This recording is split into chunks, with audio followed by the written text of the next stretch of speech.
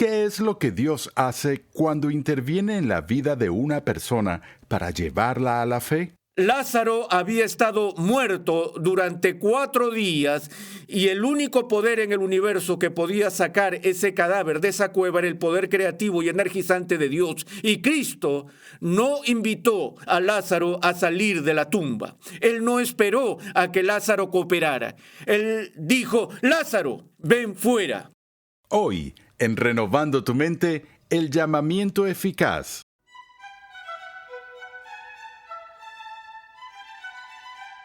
La soberanía de la gracia divina hace necesaria una discusión sobre qué es exactamente lo que Dios hace para atraer a alguien hacia sí mismo. ¿Es solo Dios quien cambia el corazón del pecador o este cambio de corazón también depende de la voluntad del pecador? Bienvenido una vez más a Renovando tu Mente con el Dr. R.C. Sproul. Continuamos con la serie de enseñanza Fundamentos, un panorama general de la teología sistemática. En esta serie el Dr. Sproul nos muestra que las verdades de la Escritura se relacionan entre sí en perfecta armonía. Acompáñame una vez más al salón de clases a escuchar al Dr. R.C. Sproul mientras aborda esta pregunta crucial al distinguir entre los puntos de vista del monergismo y el sinergismo. Cada vez que tenemos una discusión sobre la elección o sobre la predestinación y la soberanía de la gracia divina, inmediatamente tenemos que enfrentar la pregunta de ¿qué es lo que Dios hace cuando interviene en la vida de una persona para llevar a esa persona a la fe? Tenemos una discusión a lo largo de la historia de la Iglesia sobre este asunto y las distinciones históricas entre la escuela agustiniana, que dice que la elección es puramente la actividad soberana de Dios, y la escuela semipelagiana, que ve una iniciativa de cooperación entre el hombre y Dios, que ese asunto en el análisis final generalmente se reduce al tema de en qué momento o cómo es que un pecador llega a la fe salvífica. Y de nuevo, ambas partes, calvinismo y arminianismo, agustinianismo y semipelagianismo, ambos están de acuerdo en que la gracia es una necesidad fundamental absoluta para la salvación. La diferencia es hasta qué punto la gracia es necesaria o en qué grado es necesario. Y a lo que se llega es al punto de la regeneración. Recuerden que hablamos de la regeneración como una de las obras del Espíritu Santo. La pregunta está en el primer paso de giro donde el pecador va de la muerte espiritual a la vida espiritual. Se logra ese paso a través de lo que llamamos monergismo o sinergismo. Yo diría que toda la controversia entre el arminianismo y el calvinismo, entre el semipelagianismo y el agustinianismo, se reduce a estas dos palabras y su explicación. Bueno, ¿qué significan?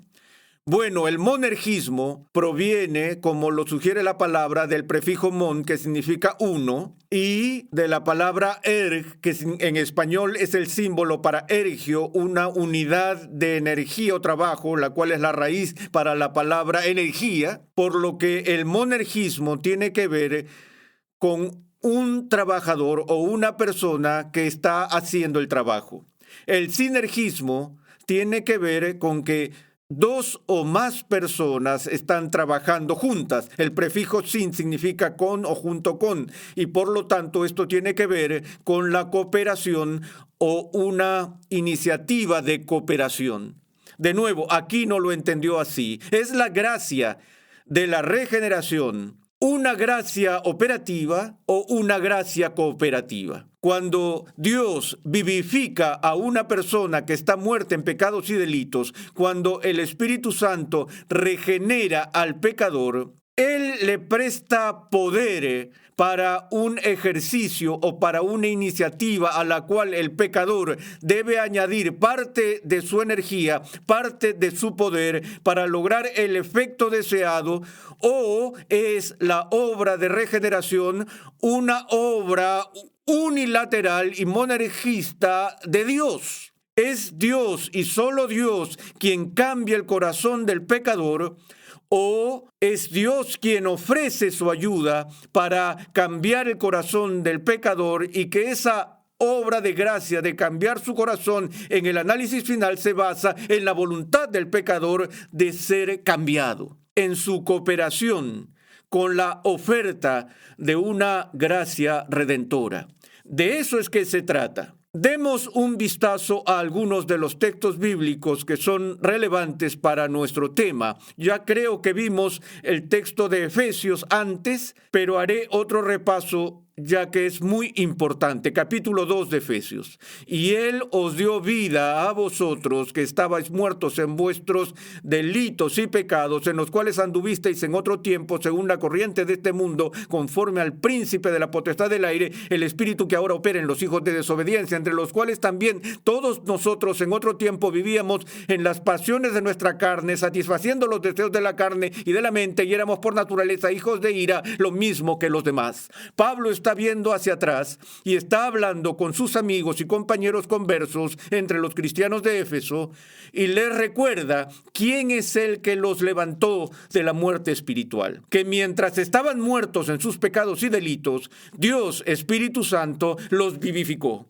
Los levantó de entre los muertos espiritualmente. Les recuerdo que los muertos no cooperan. Mi analogía favorita para lo que Pablo está diciendo aquí es la resurrección de Lázaro de su tumba. Lázaro había estado muerto durante 4 días, y el único poder en el universo que podía sacar ese cadáver de esa cueva era el poder creativo y energizante de Dios. Y Cristo no invitó a Lázaro a salir de la tumba. Él no esperó a que Lázaro cooperara. Él dijo: Lázaro, ven fuera. Y por el enorme poder divino de ese imperativo, lo que estaba muerto cobró vida. Luego, por supuesto, él coopera después. Es decir, sale de la tumba, pero no hubo cooperación en el punto del cambio de su naturaleza de la muerte a la vida. Y de manera similar, lo que oímos decir a Pablo aquí es que tú estás en un estado de muerte espiritual. Tú eras por naturaleza un hijo de ira, y según Jesús, nadie puede venir al Padre a no ser que le sea dado a él por el Padre, y en tu carne nada puedes hacer. Y ahí no está diciendo alguito. Y eso deja sobre tus hombros que jamás elegirás las cosas de Dios. Y mientras estés en este estado de muerte espiritual, caminando según la corriente de este mundo, caminando según el príncipe del poder del aire, obedeciendo las lujurias de tu carne, como todos los demás en el mundo, mientras estás en ese estado, Dios te da vida. Ahora, después de que Él te da vida, tú te mueves, te acercas, tú vienes, tú crees en Él, sí. Pero es ese paso inicial, ese primer paso, es algo que Dios y solo Dios hace, o Dios simplemente se acerca a ti y te corteja y te dice: vamos, te atrae, te anima, susurra en los oídos de un hombre sordo: vamos. Ya sabes, habla con un hombre muerto y le dice: ¿podrías cooperar conmigo, por favor? Elige este día a quien servirás. No, Él interviene para cambiar la disposición del corazón de esa persona espiritualmente muerta a través de su Espíritu Santo. Ahora, Pablo continúa: pero Dios, que es rico en misericordia, por causa del gran amor con que nos amó, aun cuando estábamos muertos en nuestros delitos, nos dio vida. ¿Cuándo nos da vida? Cuando estábamos muertos. Por gracia habéis sido salvados, y con Él nos resucitó y con Él nos sentó en los lugares celestiales en Cristo Jesús, a fin de poder mostrar en los siglos venideros las sobreabundantes riquezas de su gracia por su bondad para con nosotros en Cristo Jesús. De nuevo, todo esto es un ejercicio en el que Pablo está ensalzando las magníficas maravillas de la gracia divina. Desde su párrafo inicial aquí hasta la carta a los Efesios, donde habla de la dulzura de la predestinación, de ser elegido en Cristo, y todo esto hasta la gloria de la gracia de Dios. Y ahora está mostrando cómo Dios obra esto y muestra las sobreabundantes riquezas de su gracia en su bondad hacia nosotros en Cristo Jesús. Luego le dice de nuevo, escucha esto, versículo 8, porque por gracia habéis sido salvados por medio de la fe, y esto no de vosotros, sino que es don de Dios, no por obras, para que nadie se gloríe. porque somos hechura suya, creados en Cristo Jesús para hacer buenas obras, las cuales Dios preparó de antemano para que anduviésemos en ellas. Fíjense que él dice que es por gracia que somos salvos a través de la fe, y luego dice, y esto no de vosotros. La pregunta que tenemos que hacer es, ¿cuál es el antecedente de esto? ¿Es la salvación? ¿Es la gracia? No. Gramaticalmente, el antecedente de esto es la palabra fe. Eres justificado a través de la fe, pero incluso la fe que tienes no es algo que tú originas. Eso no es de vosotros, no sale de ese corazón duro, no sale de esa naturaleza caída, es la actividad creativa de Dios. Y esto no de vosotros, sino que es don de Dios. Y eso es lo que estábamos diciendo cuando hablábamos de doble predestinación, que en el corazón de los elegidos Dios interviene en sus vidas. Cambia la disposición de su alma, crea fe en un corazón que no tenía fe. Ahora, eso es algo absolutamente repugnante para los semipelagianos de todos los tiempos. Dicen que Dios es un caballero, el Espíritu Santo es un caballero. Él nunca, ya sabes, vendría unilateralmente y cambiaría el corazón de alguien contra su voluntad. Recuerden que nuestra voluntad es siempre y en todas partes opuesta a Dios. Y la única manera en que vamos a elegir a Cristo voluntariamente es si Dios interviene para hacernos dispuestos, recreando el alma, cambiando la disposición del corazón, levantándonos de la muerte espiritual y dándonos vida espiritual para que ahora no solo podamos elegir a Cristo y elijamos a Cristo, sino que lo hacemos voluntariamente. Recuerdo, como mencioné antes, que alguien le estaba preguntando a una persona sobre si creía en el calvinismo. Y el profesor dijo, no. Él dice, no creo en un Dios que elegiría arbitrariamente a algunas personas para ser salvadas y ser llevadas dando patadas y gritando contra su voluntad al reino de Dios, mientras que al mismo tiempo rechazaría a aquellos otros que desesperadamente quieren estar allí. Cuando oí eso, ya sabes,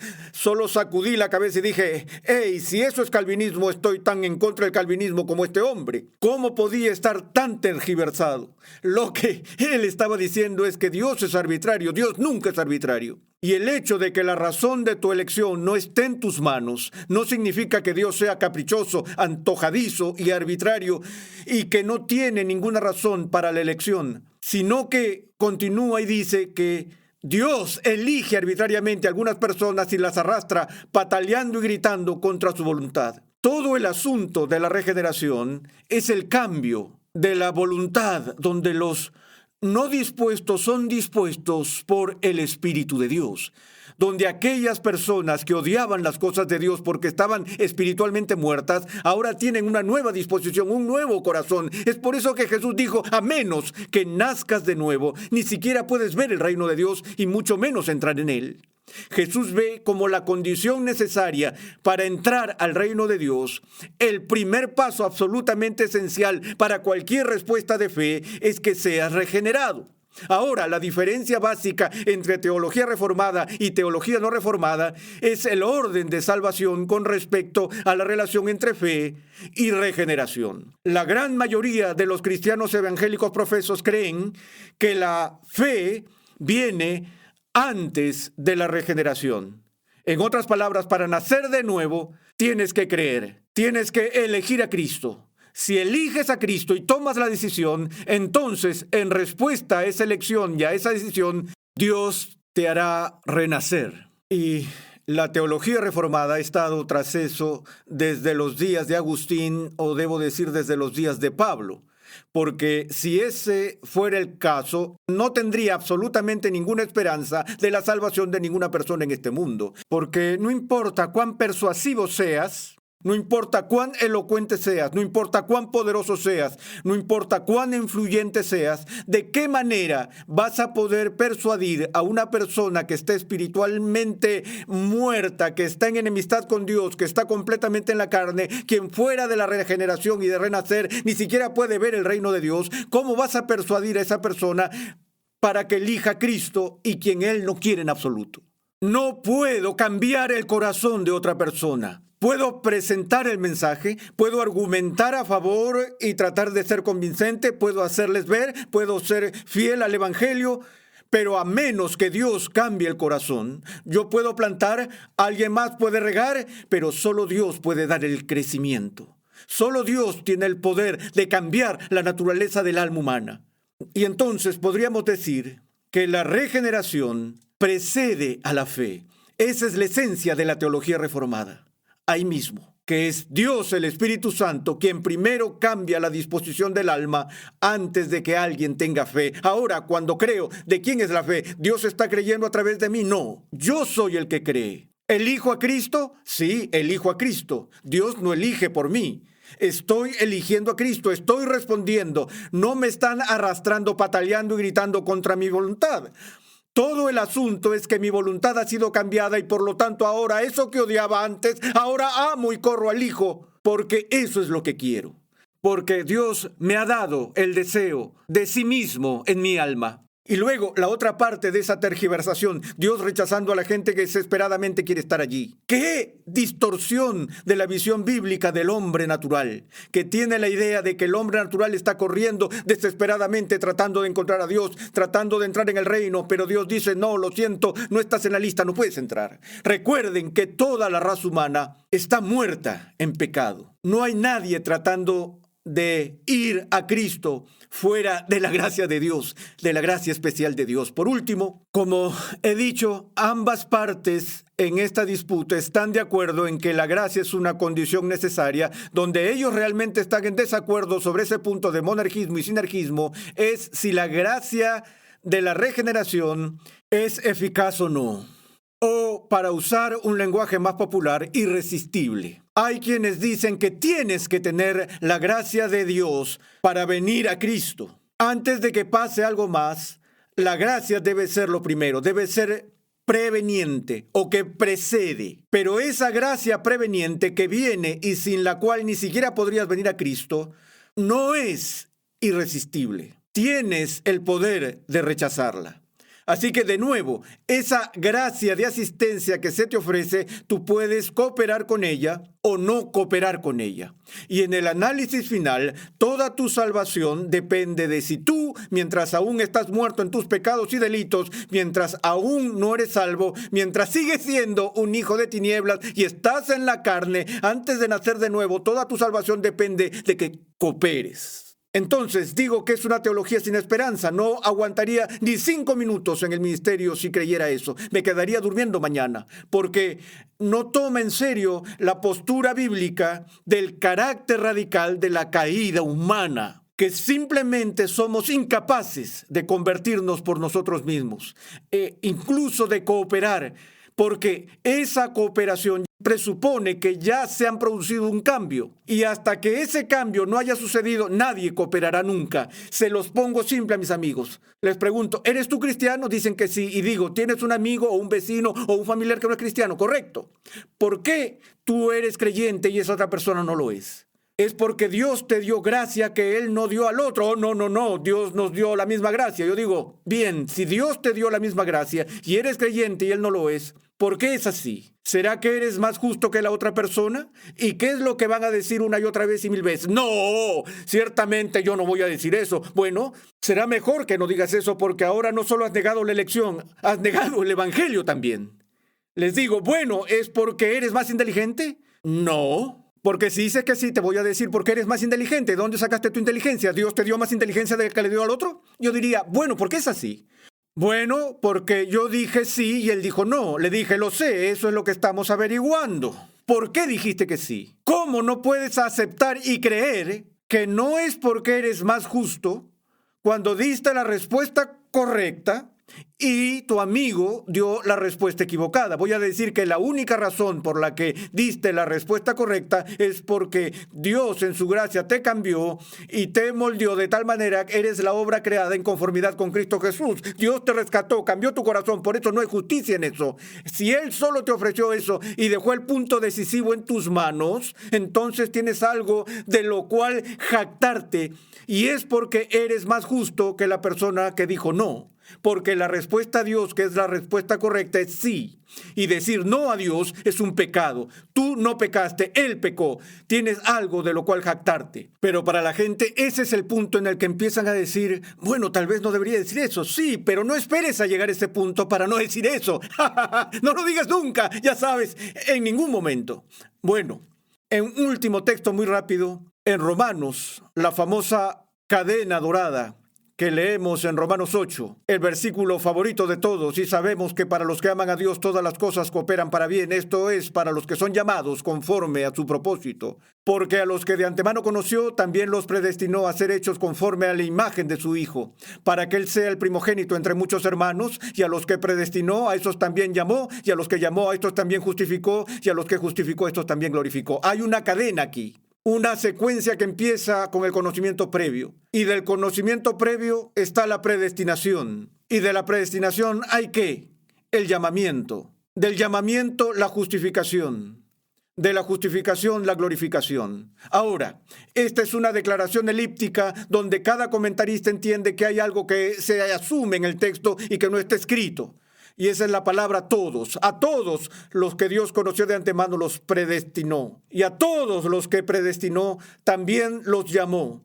Y a todos los que llamó los justificó. Y a todos los que justificó a esos glorificó. Ahora, el punto que es tan importante aquí es que la gente mira este texto y dice, mira, el conocimiento previo es lo primero, y por eso creemos en una postura presciente de la elección, que Dios sabe de antemano quién va a aceptar el llamado y quién no, y sobre la base de ese conocimiento, Él nos elige. Bueno, de nuevo, cualquier postura de predestinación que tengas tiene que empezar con el conocimiento previo, porque Dios no puede predestinar algo o a alguien que Él no conozca de antemano. Así que no me sorprende que empiece con el conocimiento previo. Pero fíjate que todos los conocidos de antemano son predestinados. Y todos los predestinados son llamados. Así que está hablando no de todos en el mundo, sino solo de los predestinados que son conocidos de antemano. Y todos los predestinados también son llamados.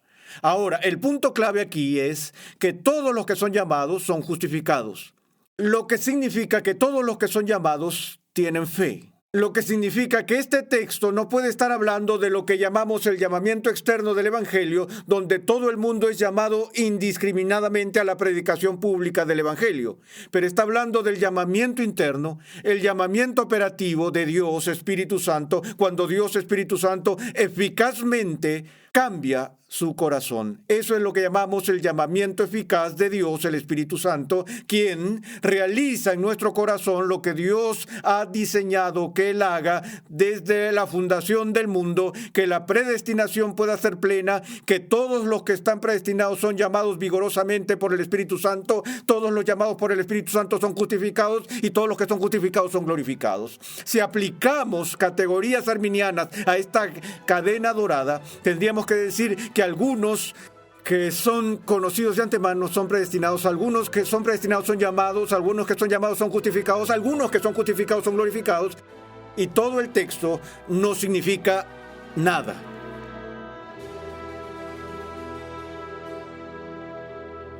Gracias por la sintonía en el día de hoy. Esperamos que estés siendo bendecido por esta serie de enseñanza que hemos titulado Fundamentos, un panorama general de la teología sistemática. Visita nuestra página web renovandotumente.org, donde podrás solicitar gratuitamente la guía de estudio para esta serie. La Biblia de Estudio de la Reforma cuenta con más de 1 millón de palabras de explicaciones versículo por versículo y temáticas, con la colaboración de 75 distinguidos pastores y teólogos de alrededor del mundo, liderados por el Dr. R.C. Sproul. Adquiérela hoy mismo. Para más información, visita la página web bibliadeestudiodelareforma.com. La doctrina de la justificación por la fe es tan importante que provocó la Reforma Protestante del siglo XVI. En el siguiente episodio de Renovando tu Mente, el Dr. Sproul define la justificación y sus componentes esenciales. Escucha un avance de nuestro próximo programa. Lutero sostuvo que la doctrina de la justificación solo por fe es el artículo por el cual la Iglesia se mantiene o cae. Calvino estuvo de acuerdo con esa evaluación de la urgencia del asunto, diciendo que la doctrina de la justificación es la bisagra en la que todo gira. Nuestra programación es posible gracias al generoso apoyo en oración y financiero de cristianos alrededor del mundo. Para hacer tu donación, por favor visita nuestra página web renovandotumente.org. Dios llama a su pueblo a ser transformado por la renovación de su mente. Es por esta razón que transmitimos una enseñanza que expone las glorias de Dios reveladas en la Biblia en el contexto de la cultura, la filosofía, la apologética, la ética y la historia de la Iglesia. Suscríbete a nuestro canal en YouTube Ministerios Ligonier para que puedas disfrutar de todo el material de enseñanza que estamos produciendo completamente gratis y en español. Para contactarnos, por favor envíanos un correo electrónico a programa@renovandotumente.org con tus preguntas, testimonios y comentarios.